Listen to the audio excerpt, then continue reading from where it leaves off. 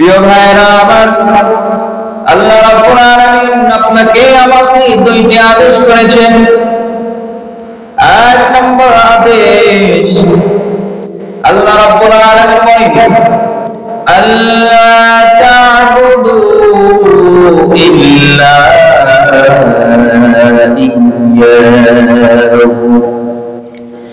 এক নম্বর আদেশ, বান্দা তুমি ইবাদত যদি করতে চাও, যদি তোমার মাথাটাকে অবনত করতে চাও, একমাত্র আমি আল্লাহর সামনে করবা। পৃথিবীর কোন শক্তির সামনে, পৃথিবীর কোন ক্ষমতাশীলের সামনে, পৃথিবীর কোন সম্পদশালীর সামনে তুমি মাথাকে নত করবা না। কোন পীরের কদমে সিজদা দেওয়া যাবে না, কোন মাজারে গিয়ে দরবার শরীফে গিয়ে সিজদা দেওয়া যাবে না। সিজদা যদি দিতে হয় একমাত্র আল্লাহ তাআলার কুদরতি পায়ে দিতে হবে আদেশকার। শুধু তাই নয়, আল্লাহ রাব্বুল আলামিন বান্দাদেরকে বলেন, বান্দা তুমি যতই গুনাহ করো আমি ইচ্ছা করলে তোমার সব গুনাহ মাফ করে দিতে পারি। তুমি বান্দা নামাজ ত্যাগ করেছ, নামাজ গুনাহ আমি মাফ করে দিতে পারি।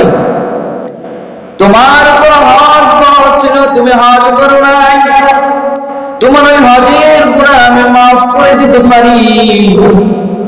তোমার উপর যাকাত ফরজ হয়েছিল, তুমি যাকাত দাও নাই, আমি আল্লাহ তোমার যাকাতের গুনাহকে মাফ করে দিতে পারি। রমজান মাসের রোজা তুমি রাখো নাই, ওই রমজানের রোজাগুলো যে গুনাহ, সেই গুনাহ আমি চাইলে মাফ করে দিতে পারি।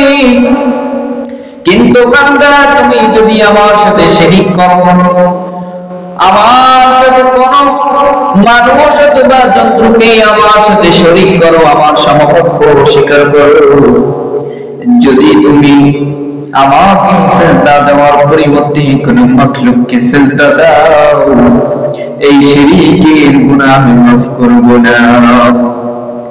আল্লাহ রাব্বুল আলামিন বলেন ইন্নাশ শিরকা লাযুলমুন আযীম।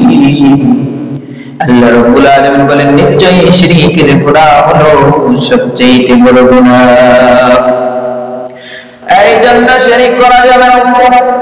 যদি আপনার মুরিদ হইতে হয়, এমন পীর সাহেবের কাছে যাবেন যে পীর সাহেবের লিবাস সুন্নতের মধ্যে সুন্নাত দেখা যায়। কিন্তু আমাদের বাংলাদেশে পীরের অভাব নাই। লেখা পীর থেকে নিয়ে শুরু করে ডক সাহেব পর্যন্ত পীর আমার বাংলাদেশে আছে। এই আমার দরবার শরীফ আমার বাংলাদেশে আছে, যেখানে নারী নিয়ে বেপরদা অবস্থায় নর্তকী নিয়ে নাচানাচি করা হয়, গাঞ্জা আসর বসানো হয়, এমন মাজার আমার বাংলার জমিনে আছে কিনা? এই জন্য ভাইরা শুধুমাত্র এই সমস্ত ভণ্ডের ব্যাপারে চোখ থাকলে হবে না, কঠোর ভাষায় আপনাকে আমাকে প্রতিবাদ করতে হবে। এই সমস্ত মাজার আর এই সমস্ত দরবারের দিকে ফিরে থুতু নিক্ষেপ করতে হবে।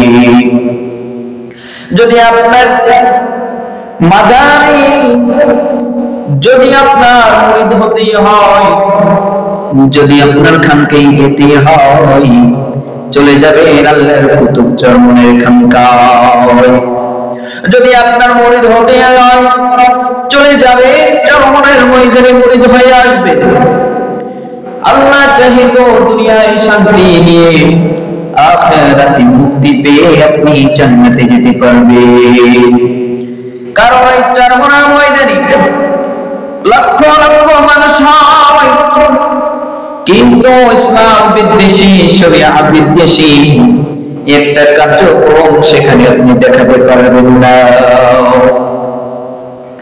এটা হলো আল্লাহ তাআলার এক নম্বর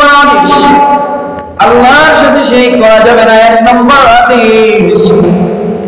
2 নম্বর আদেশ হলো আল্লাহ রাব্বুল আলামিন বলেন ওয়া বিল ওয়ালিদাইনি ইহসানা।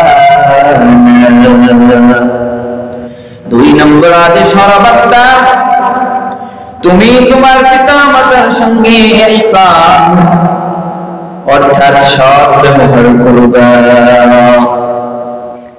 আমরা পরস্পর যে লেনদেন করি এই লেনদেনগুলো সাধারণত 3 প্রকার হয়ে থাকে। এক প্রকারের নাম হলো জুলুম।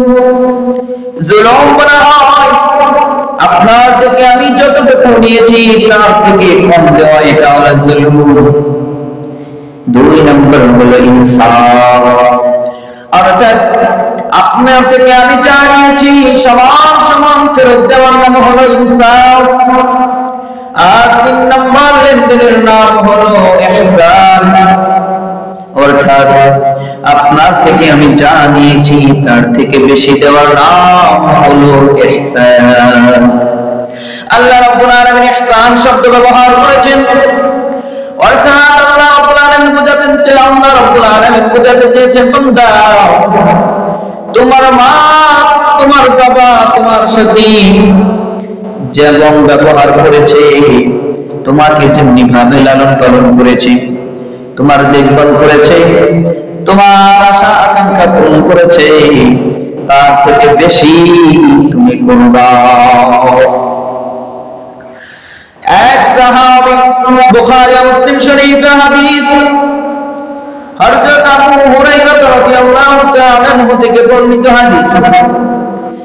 এক সাহাবী নবীকে বলতেছেন ইয়া রাসূলুল্লাহ ইয়া হাবিবাল্লাহ মান আহাক্কা বিহুসনি সাহাবাতি। আল্লাহ নবী আমার সহচরদের মধ্যে আমার থেকে সৎ ব্যবহার পাওয়ার উপযুক্ত সবচাইতে কে? আমার থেকে উত্তম ব্যবহার পাবে সর্বপ্রথম কে? নবী বললেন কালা উম্মুকা। নবী বললেন ও আমার সাহাবী তোমার মা। ওই সাহাবী বললেন ইয়া রাসূলুল্লাহ ইয়া হাবিবাল্লাহ সুম্মা মান, এরপরে কে? ওই সাহাবীকে নবী বললেন ও আমার সাহাবা উম্মুকা, এরপরে তোমার মা। সাহাবী বললেন ইয়া রাসূলুল্লাহ ইয়া হাবিবাল্লাহ এরপরে কি? আল্লাহর হাবিব বললেন ইয়া সাহাবী এরপরে উম্মুকা তোমার মা। এক এক করে 3 বার বললেন তোমার মা। এবার সাহাবী বলেন সুম্মা মান ইয়া রাসূলুল্লাহ, ও ইয়া রাসূল এরপরে কে? আল্লাহর রাসূল বললেন ও আমার সাহাবী এরপরে হলো তোমার পিতা, আবুকা তোমার পিতা। আল্লাহর নবী ওই সাহাবীকে একবার 2বার 3বার করে পরপর 3বার মায়ের সাথে সৎ ব্যবহারের কথা বলেছেন। 4র্থ নম্বরে পিতার কথা বলেছেন। মুহাদ্দিসিন কিরামে হাদিসের ব্যাখ্যা 3টি লিখেছেন। কয়টি? মুহাদ্দিসিন কিরাম 3টি ব্যাখ্যা লিখেছেন। কেন মায়ের অবদানের কথা, মায়ের সাথে ভালো ব্যবহারের কথা 3বার বলা হলো, কেন এত তাগিদ দেওয়া হলো 3টি ব্যাখ্যায়। 1 নম্বর ব্যাখ্যা হলো আপনি আর আমি গর্ভধারণ করেছি মায়ের পেটে, আপনার গর্ভধারিণী হলো মা। ওই মা আপনাকে আমাকে 10 মাস 10 দিন গর্ভে ধারণ করেছেন, পিতা রাখেন নাই। আর এই গর্ভধারণ করাটা এত কঠিন, এত কঠিন। স্বয়ং আল্লাহ রাব্বুল আলামিন বলেন হামালাতুহু উম্মুহু কুরহা ওয়া ওয়াদাআতুহু কুরহা। আল্লাহ রাব্বুল আলামিন বলেন এই গর্ভধারণ করাটা হলো কষ্টের চাইতে অনেক কষ্ট। সুতরাং এই কষ্টটা করেছে আপনার আমার মা, যেটা আপনারা আমার পিতা করেন নাই। এই কারণে নবী সর্বপ্রথম মায়ের কথাই বলেছে। 2 নম্বর কারণ, আপনি আর আমি 2 বছর পর্যন্ত মায়ের স্তনের দুধ পান করেছি। পিতার স্তনের দুধ আপনি আর আমি পান করিনি, মায়ের স্তনের দুধ পান করেছি। এই জন্য নবী পর করে 3 বার মায়ের কথা উল্লেখ করেছেন। 3 নম্বর কারণ, আপনি আর আমি যখন ছোট ছিলাম, আপনি আর আমি যখন শিশু ছিলাম, কান্নার ভাষা ছাড়া আমাদের কোনো ভাষা ছিল না। তখন আপনি আর আমি যেখানে সেখানে প্রস্রাব পায়খানা করে দিয়েছি, ময়লা আবর্জনা করে ফেলেছি, এগুলো পরিষ্কার করেছি আপনারা আমার মা। এই জন্য নবী পর 3 বার মায়ের কথা বলেছে। এই জন্য মায়েরা, আল্লাহ রাব্বুল আলামিন 2টি আদেশের মধ্যে 2য় নম্বর হলো পিতামাতার সঙ্গে ইহসান করবা। শুধু তাই নয়, নবী আলাইহিস সালাতু ওয়াস সালাম হাদিসের মধ্যে বলেছেন, রিদার রাব্বি ফি রিদাল ওয়ালিদি ওয়া সাখতু রাব্বি ফি সাখতিল ওয়ালিদি। আল্লাহ রাব্বুল আলামিন পিতামাতার গুরুত্ব তো দিয়েছেন, সাথে সাথে আল্লাহর হাবিব পিতামাতার প্রতি কত গুরুত্ব দিয়েছেন। আল্লাহর হাবিব হাদিসের মধ্যে বলেন, ও সন্তান, খুব গভীরভাবে শুনে নাও, আল্লাহ রাব্বুল আলামিন সন্তানের প্রতি সন্তুষ্ট, যে সন্তানের প্রতি আমার আল্লাহ সন্তুষ্ট, ওই সন্তানের প্রতি আল্লাহ সন্তুষ্ট। যে সন্তানের উপর পিতা মাতা সন্তুষ্ট, আর আল্লাহ রাব্বুল আলামিন ওই সন্তানের উপর সন্তুষ্ট, যে সন্তানের উপর পিতা মাতা অসন্তুষ্ট।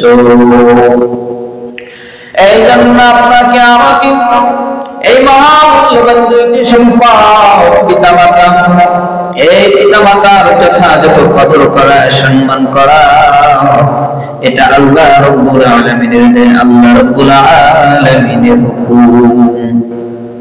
2টি আদেশের 2য় আদেশ হলো পিতামাতার সঙ্গে ভালো ব্যবহার করব। আল্লাহ রাব্বুল আলামিন এরপরে পিতামাতার সঙ্গে কিভাবে আচরণ করবা, কিভাবে কথা বলবা, সেটাও শিখিয়ে দিয়েছেন।